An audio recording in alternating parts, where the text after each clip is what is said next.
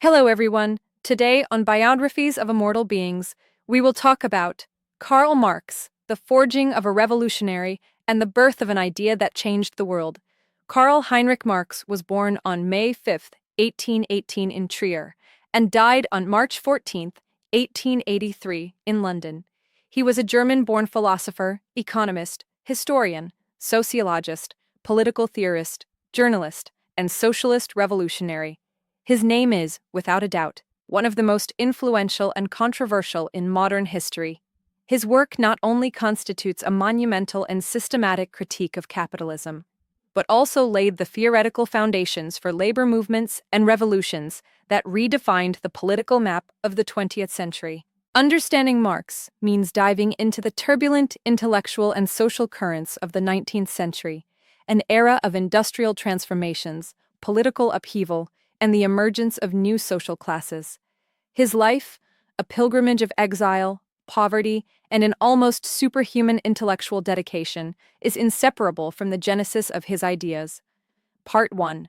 Roots and Intellectual Awakening, 1818 to 1843. The Environment of Trier and Family Influence. Karl Marx was born in Trier, in the Kingdom of Prussia, into a middle-class Jewish family. His father, Herschel Marx, descended from a long line of rabbis, but converted to Lutheranism in 1817 to practice law, adopting the name Heinrich.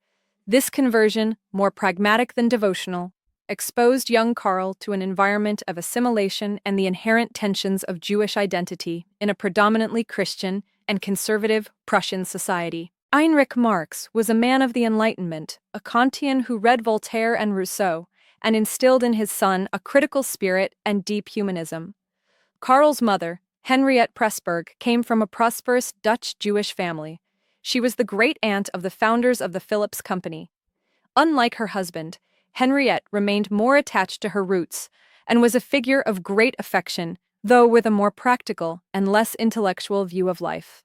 A key figure in Marx's adolescence was his future father-in-law, Baron Ludwig von Westphalen, an enlightened aristocrat and Prussian government official. The Baron awakened young Marx's passion for literature, reciting passages from Homer and Shakespeare to him, and introduced him to the ideas of Saint Simon's utopian socialism. This cross-class relationship and early exposure to radical ideas greatly broadened his horizons. University years, from poetry to Hegelian dialectics. In 1835, Marx enrolled at the University of Bonn to study law. His first year was tumultuous. He joined a drinking club, fought in a duel, and wrote romantic poetry, which worried his father, who urged him to transfer to the more rigorous University of Berlin in 1836. This change was decisive. In Berlin, the legacy of philosopher Georg Wilhelm Friedrich Hegel dominated the intellectual landscape. Marx immersed himself in the study of Hegelian philosophy and joined the Doctors' Club, a circle of intellectuals known as the Young Hegelians. This group, led by figures like Bruno Bauer and Ludwig Feuerbach, adopted Hegel's dialectical method, thesis, antithesis, synthesis, but applied it in a radically different way. While Hegel saw history as the self-development of the absolute spirit, culminating in the Prussian state, the young Hegelians used dialectics to criticize religion, society, and the state itself. It was through Feuerbach, particularly his work The Essence of Christianity from 1841, that Marx began his turn toward materialism. Feuerbach argued that God was nothing more than an idealized projection of human qualities. Marx took this idea of religious alienation and extended it to the social and economic realm. His doctoral thesis, The Difference Between the Democritean and Epicurean Philosophy of Nature, from 1841, already showed his interest in materialism and his rejection of teleological explanations of the world. Part 2, The Radical Journalist and the Birth of Historical Materialism, 1843 to 1848, The Rheinische Gazette and the Turn Toward Economics. With his radical views blocking access to an academic career, Marx turned to journalism. The Rheinische Gazette and the Turn Toward Ec. In 1842, he became editor of the Rheinische Zeitung, Rheinische Gazette, in Cologne. It was here that his philosophical thinking first confronted the harsh reality of social and economic problems. His articles on the poverty of Moselle wine growers or laws criminalizing the collection of wood by peasants led him to conclude that economic relations and material class interests underlay legal and political debates. The newspaper's increasing radicalism provoked the anger of the Prussian government, which shut it down in 1843. That same year, he married Jenny von Westphalen, his childhood sweetheart and the woman who would be his life companion, his intellectual confidant, and his unconditional support through decades of Paris, Engels, and the alienation of labor. Newly married, Marx moved to Paris, the epicenter of European revolutionary ferment.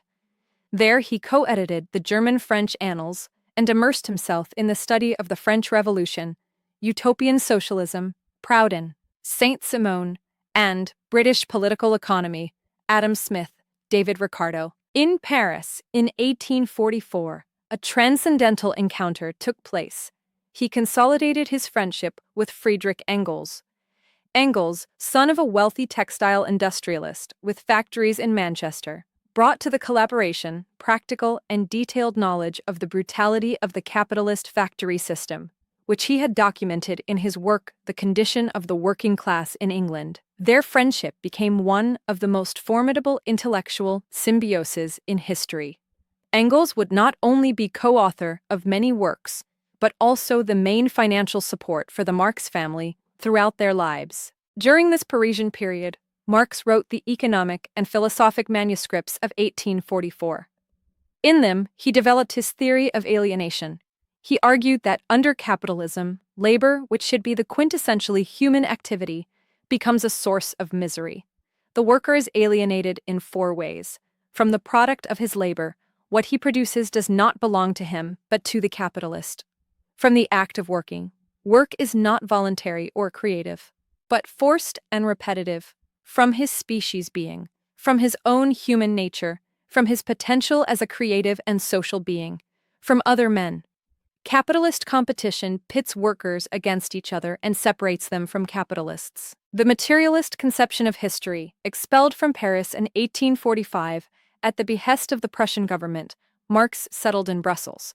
There, together with Engels, he formulated the foundations of his new worldview in works like The Holy Family and, fundamentally, in the German Ideology, written in 1846, but not published until 1932. It is in this text that they first expound the materialist conception of history. His central thesis, revolutionary at the time, was that it is not ideas, consciousness, or the will of great men that determines the course of history, but the material conditions of human existence. The way a society produces its means of subsistence, the economic base, determines its social structure, its laws, its politics, and its ideas, the superstructure.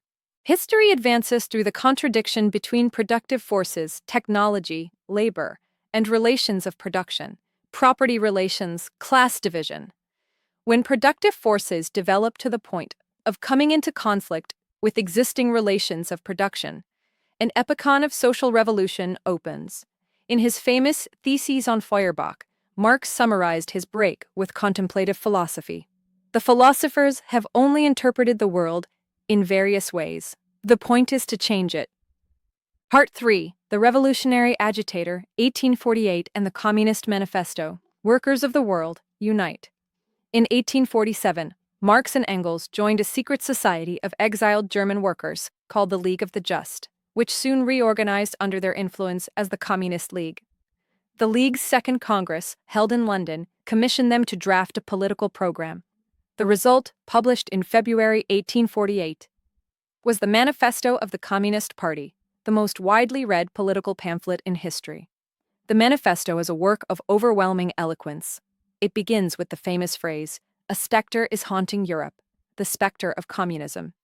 It maintains that the history of all hitherto existing society is the history of class struggles. It describes how the bourgeoisie has played a revolutionary role in destroying feudalism, but at the same time has created its own gravedigger, the proletariat, the class of modern wage workers.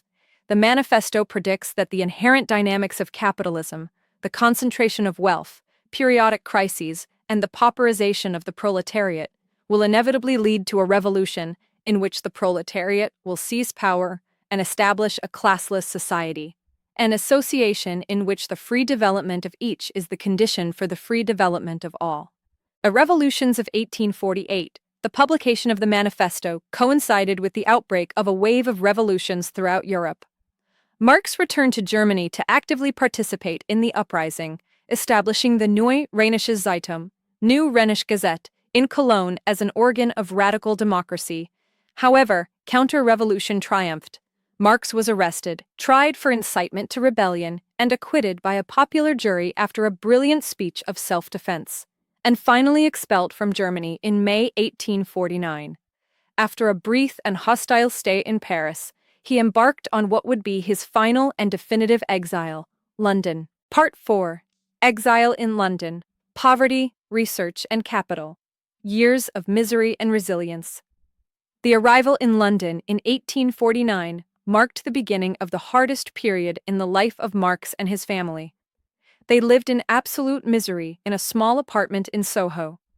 Poverty, illness, and tragedy were constant. 3 of his 6 children, Guido, Francisca, and beloved Edgar, died in infancy. These losses devastated Karl and Jenny. The family's survival depended largely on constant financial help from Engels in Manchester, and the meager income Marx obtained as a correspondent for the New York Daily Tribune. At this time, Frederick Demuth was also born, son of the family's loyal housekeeper, Helene Lenchen Demuth. Engels publicly assumed paternity to protect Marx from a scandal that would have destroyed his marriage and political reputation. The Knowledge Factory of the British Museum. Despite personal hardships, it was in London where Marx carried out the research that would sustain his masterwork. Almost daily, from 9 in the morning until 7 in the evening, he sat in the reading room of the British Museum, devouring thousands of books on economics, history, anthropology, parliamentary reports, the blue books, and government statistics. He accumulated an encyclopedic amount of data to scientifically analyze the anatomy and dynamics of the capitalist mode of production. Capital. Critique of Political Economy. After years of drafts and exhausting work, the first volume of Das Kapital, Capital, was published in 1867.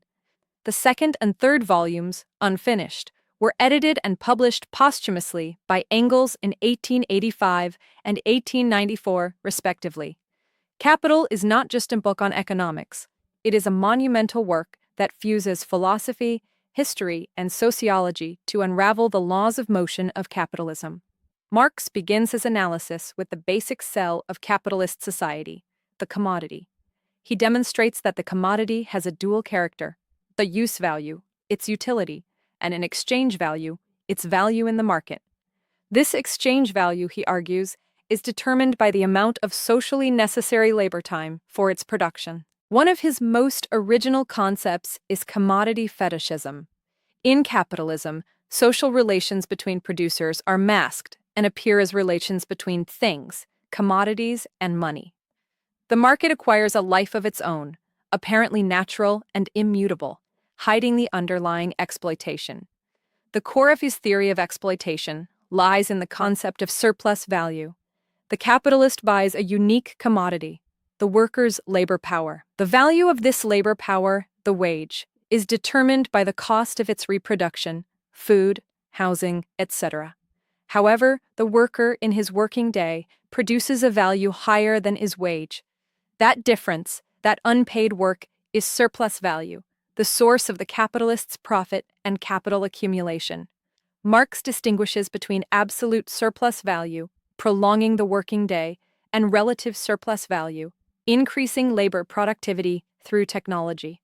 The system, according to Marx, is riddled with internal contradictions. The general law of capitalist accumulation implies that competition forces capitalists to constantly reinvest surplus value in new technology to increase productivity. This leads to a growing organic composition of capital, more machinery, less living labor, which in turn causes a tendency of the rate of profit to fall. Moreover, this process creates an industrial reserve army, The unemployed, which pressures wages downward and sharpens periodic crises of overproduction. These contradictions, for Marx, make capitalism a historically limited system, destined to be superseded by socialism. Part 5. The First International and the Final Years, 1864 to 1883. The International Working Men's Association. Parallel to his theoretical work, Marx remained active in politics. In 1864, he was a central figure in the founding of the International Working Men's Association, known as the First International. He drafted its inaugural manifesto and statutes, and was the de facto leader of its General Council for years. The First International was an attempt to unify the various workers and socialist groups in Europe, from British trade unionists to French Proudhonian mutualists and anarchists, led by Russian revolutionary Mikhail Bakunin. Ideological confrontations within the International were intense, especially between Marx and Bakunin. The dispute centered on the question of political power and the state. Marx defended the need for the proletariat to organize into political parties to conquer state power, and use it as a transitional, the dictatorship of the proletariat, to expropriate the bourgeoisie.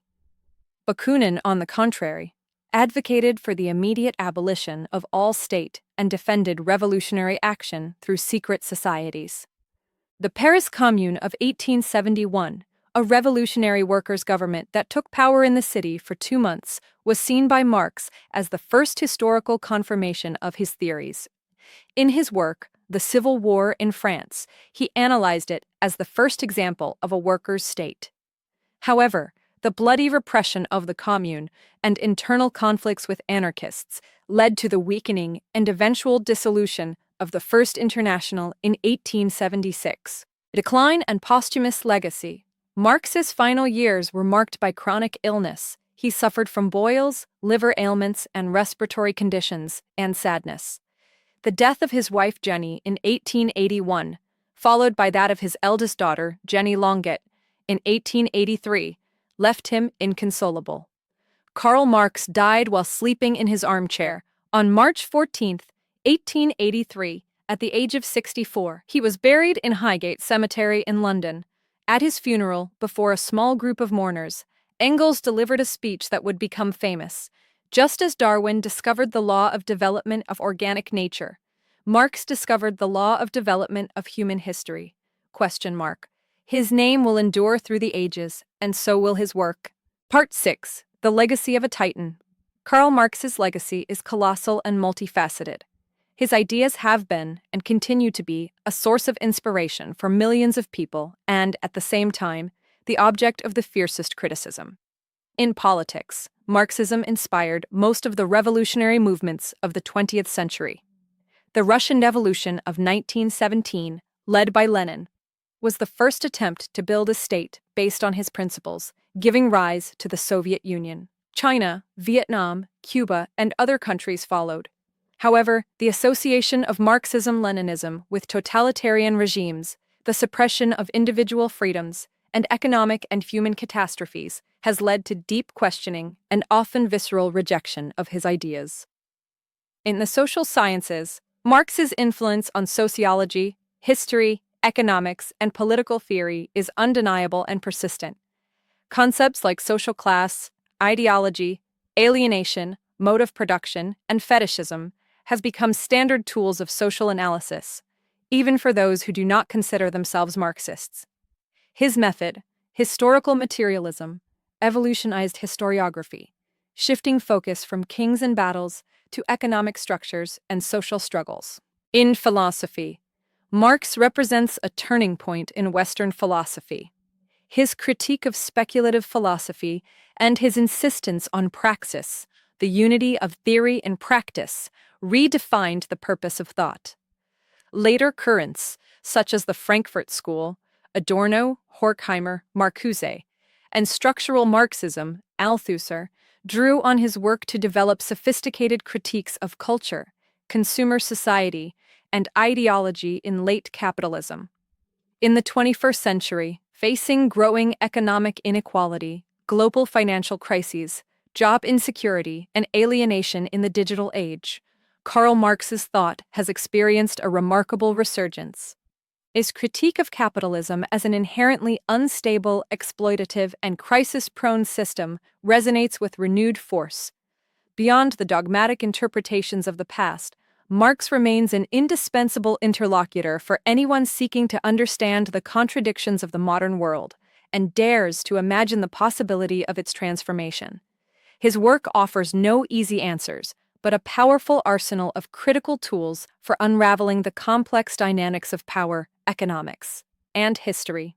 If you enjoyed this video, don't hesitate to subscribe, give it a like, and share. This is Biographies of Immortal Beings. See you in the next video.